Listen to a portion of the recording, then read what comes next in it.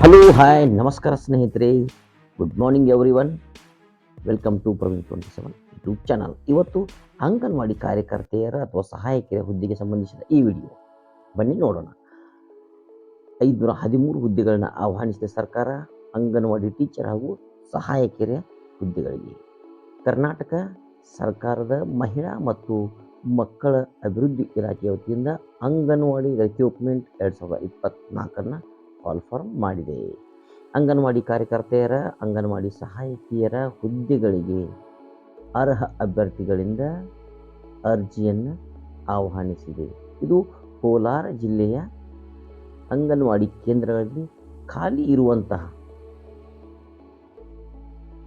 Anganwadi teacher ಮತ್ತು ಸಹಾಯಕಿಯರ ಅಥವಾ ಕಾರ್ಯಕರ್ತೆ ಅಥವಾ ಸಹಾಯಕಿಯರ ಹುದ್ದೆಗಳಿಗೆ ಅರ್ಜಿಯನ್ನು ಮಹಿಳಾ ಅಭ್ಯರ್ಥಿಗಳಿಂದ ಆಹ್ವಾನಿಸಿದೆ.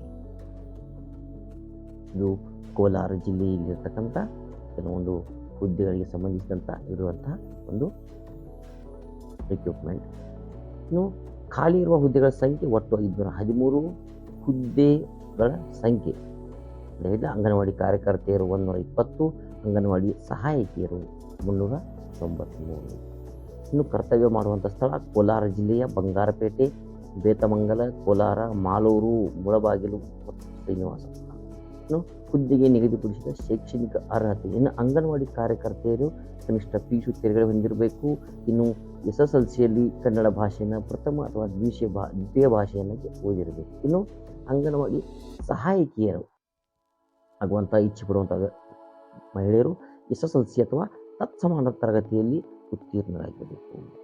ಇನ್ನು ವಯೋಮಿತಿಯನ್ನು ಕನಿಷ್ಠ ನಾವು ನೋಡೋದಾದರೆ ಅಭ್ಯರ್ಥಿಗಳು ಕನಿಷ್ಠ 19 ವರ್ಷವನ್ನು ಪೂರೈಸಿರಬೇಕು ಹಾಗೂ ಗರಿಷ್ಠ 35 ವರ್ಷ ಮೀರಿರಬಾರದು. ಇನ್ನು ಕೆಲವೊಂದಿಷ್ಟು ಸ್ವಲ್ಪ ಸಡಿಲಿಕೆ ಇದೆ, ಅದು ವಿಕಲಚೇತನರಿಗೆ 10 ವರ್ಷಗಳ ಸಡಿಲಿಕೆಯನ್ನು ಮಾಡಲಾಗಿದೆ. ಇನ್ನು ಆಯ್ಕೆಯ ವಿಧಾನವನ್ನು, ಇದು ಬಹಳ ಮುಖ್ಯವಾದಂಥವು. ಅಭ್ಯರ್ಥಿಗಳು ವಿದ್ಯಾ ಅರ್ಹತೆಯಲ್ಲಿ ಪಡೆದ ಅಂಕ ಮತ್ತು ಬೋನಸ್ ಅಂಕಗಳನ್ನು ಒಳಗೊಂಡಂತೆ ಪಡೆದ ಒಟ್ಟು ಅಂಕಗಳಿಗನುಸಾರವಾಗಿ ಪರಿಶೀಲಿಸಿ ಹೆಚ್ಚು ಅಂಕ ಪಡೆದ ಅಭ್ಯರ್ಥಿಗಳನ್ನು ಆಯ್ಕೆ ಮಾಡಲಾಗುವುದು. ಇಲ್ಲಿ ಯಾವುದೇ ಪರೀಕ್ಷೆ ಇರುವುದಿಲ್ಲ. ಅರ್ಜಿ ಸಲ್ಲಿಕೆಯ ವಿಧಾನ. ಅಭ್ಯರ್ಥಿಯು ಈ ಹುದ್ದೆಗೆ ಆನ್ಲೈನ್ ಮೂಲಕನೇ ಅರ್ಜಿಯನ್ನು ಸಲ್ಲಿಸಬೇಕು, ಬೇರೆ ಆಪ್ಷನ್ ಇಲ್ಲ. ಆನ್ಲೈನ್ ಅರ್ಜಿಯೊಂದಿಗೆ ಲಗತ್ತಿಸಬೇಕಾದಂಥ ಕೆಲವು ದಾಖಲೆಗಳೇನು? ಒಂದು, ಜನನ ಪ್ರಮಾಣ ಪತ್ರ, ಅಂದರೆ ಜನ್ಮದಿನ ಇರುವಂಥ ಪ್ರಮಾಣ ಪತ್ರ ಜೊತೆಗೆ ಅಥವಾ SSLC ಅಂಕಪಟ್ಟಿ ಇರಬೇಕು. ಇನ್ನು ನಿಗದಿತ ವಿದ್ಯಾ ಅರ್ಹತೆ ಅಂಕಪಟ್ಟಿ, ತಹಶೀಲ್ದಾರರು ಅಥವಾ ಉಪತಹಶೀಲ್ದಾರರಿಂದ ಪಡೆದಂಥ 3 ವರ್ಷದೊಳಗಿನ ವಾಸಸ್ಥಳ ದೃಢೀಕರಣ ಪ್ರಮಾಣ ಪತ್ರ. ಇನ್ನು ಅಭ್ಯರ್ಥಿಗಳ ಜಾತಿ ಪ್ರಮಾಣ ಪತ್ರ. ಒಂದು ವೇಳೆ ಪತಿ ಮರಣ ಹೊಂದಿದ್ದಲ್ಲಿ ಅಂತಹ ಪತಿಯ ಮರಣ ಪ್ರಮಾಣ ಪತ್ರವನ್ನು ವಿಧವಾ ಅಭ್ಯರ್ಥಿಗಳು ಸಲ್ಲಿಸಬೇಕಾಗುತ್ತೆ. ಇನ್ನು ಅಂಗವಿಕಲತೆಯನ್ನು ಹೊಂದಿದಂಥ ಅಭ್ಯರ್ಥಿಗಳಿದ್ದಲ್ಲಿ ಅವರು ಅಂಗವಿಕಲತೆಗೆ ಸಂಬಂಧಿಸಿದಂಥ ಪ್ರಮಾಣ ಪತ್ರಗಳನ್ನು ಸಲ್ಲಿಸಬೇಕಾಗುತ್ತೆ.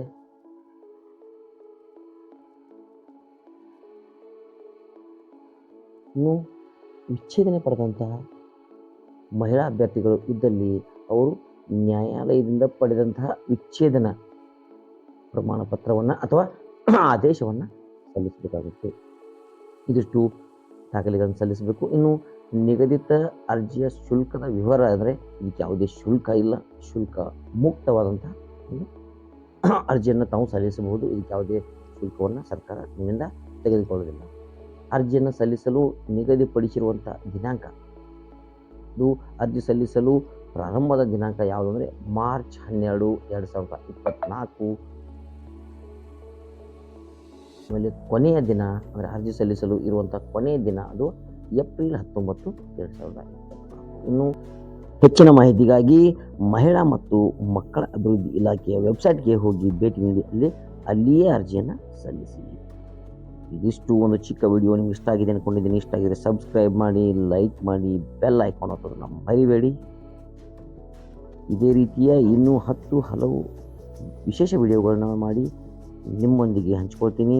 ಅದಕ್ಕೆ ನಮ್ಮ ಚಾನಲ್ ಸಬ್ಸ್ಕ್ರೈಬ್ ಮಾಡೋದನ್ನು ಮರಿಬೇಡಿ. ಸಬ್ಸ್ಕ್ರೈಬ್ ಮಾಡೋದಕ್ಕೆ ಬೇರೆ ಏನೂ ಮಾಡಬೇಕಿಲ್ಲ, ಬೆಲ್ ಐಕಾನ್ ಮೇಲಿರುವಂಥ ಸಬ್ಸ್ಕ್ರೈಬ್ ಬಟನ್ ಒತ್ತಿ, ಜೊತೆಗೆ ಬೆಲ್ ಐಕಾನ್ ಒತ್ತಿ ಅಂತ ಹೇಳ್ತಾ ವಿಶೇಷವಾದ ಮುಂದಿನ ಮತ್ತೊಂದು ವಿಡಿಯೋದಲ್ಲಿ ತಮ್ಮನ್ನ ಭೇಟಿಯಾಗ್ತೀನಿ. ಅದಕ್ಕೂ ಮೊದಲು ಮತ್ತೊಮ್ಮೆ ಹೇಳ್ತಾ ಇದ್ದೀನಿ, ಸಬ್ಸ್ಕ್ರೈಬ್ ಮಾಡಿ, ಬೆಲ್ ಐಕಾನ್ ಕ್ಲಿಕ್ ಮಾಡಿ, ಲೈಕ್ ಮಾಡಿ, ಏನಾದರೂ ಹೇಳೋದಿದ್ರೆ ಕಮೆಂಟ್ ಮಾಡಿ ಅಂತ ಹೇಳ್ತಾ ಮುಂದಿನ ಮತ್ತೊಂದು ವಿಡಿಯೋದಲ್ಲಿ ತಮ್ಮನ್ನು ಭೇಟಿ ಆಗ್ತೀನಿ. ಅಲ್ಲಿವರೆಗೂ ಜೈ ಹಿಂದ್, ಜೈ ಕರ್ನಾಟಕ, ನಮಸ್ಕಾರ ಸ್ನೇಹಿತರೆ.